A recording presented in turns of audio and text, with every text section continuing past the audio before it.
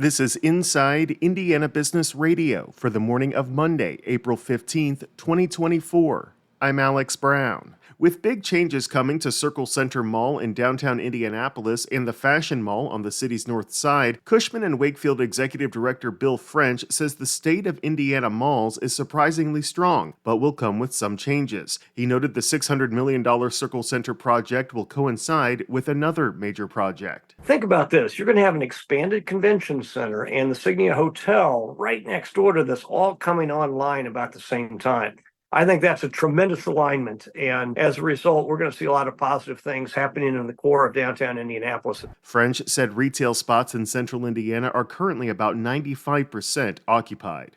Shareholders of Pittsburgh-based U.S. Steel have overwhelmingly approved the proposed $14.1 billion sale to Japan-based Nippon Steel, the steelmaker announced Friday. More than 98% of the shares voted in favor of the controversial deal at a special meeting of stockholders, according to a preliminary vote count. The deal has drawn scrutiny from lawmakers and the Biden administration on economic and national security grounds. Last month, President Biden said it is vital for U.S. Steel to remain an American steel company that is domestically owned and operated.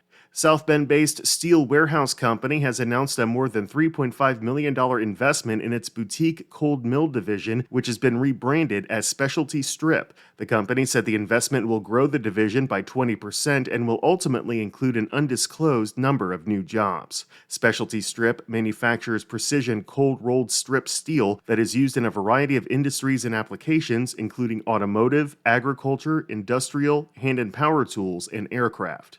From the number one source for Indiana business news, this is Inside Indiana Business Radio.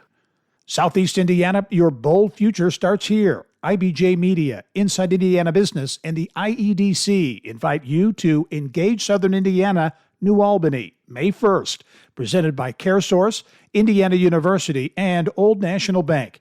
Join us for a day focused on Southeast Indiana's growth.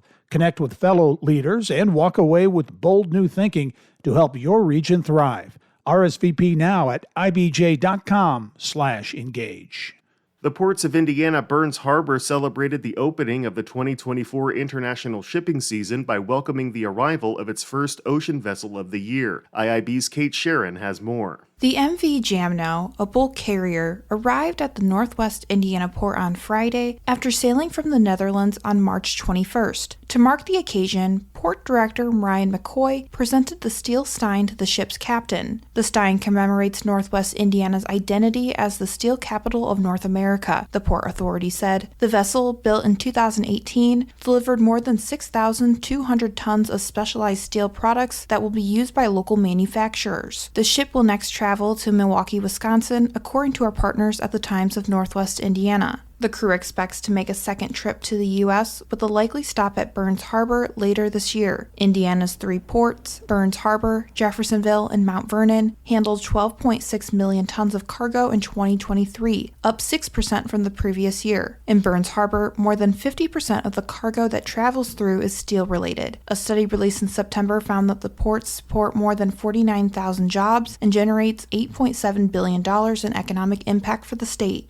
Kate Sharon, Inside Indiana Business Radio. Inc. magazine is out with its annual Female Founders 250 list, and 2 Central Indiana entrepreneurs are included. The publication identifies what it calls the most dynamic women in business, and the list is determined through 3 rounds of judging on criteria such as revenue growth, funding, and stories of impact. Indiana's representatives include Megan Glover, co-founder and CEO of Zionsville-based water management software company 120 Water, and Dr. Manasa Mantravati, a board-certified pediatrician and founder of Indianapolis-based Ahimsa, which produces a line of stainless steel tableware for children, as well as stainless steel lunch trays, which are designed to reduce the use of plastic during mealtimes. Fairbanks Foundation CEO Claire Fidian Green is this week's guest on the Business and Beyond podcast with Gary Dick, presented by PNC, a weekly conversation with high-profile Hoosiers in business, sports, and entertainment, and beyond. Available now from your favorite podcast provider. I'm Alex Brown for Inside Indiana Business Radio on Demand.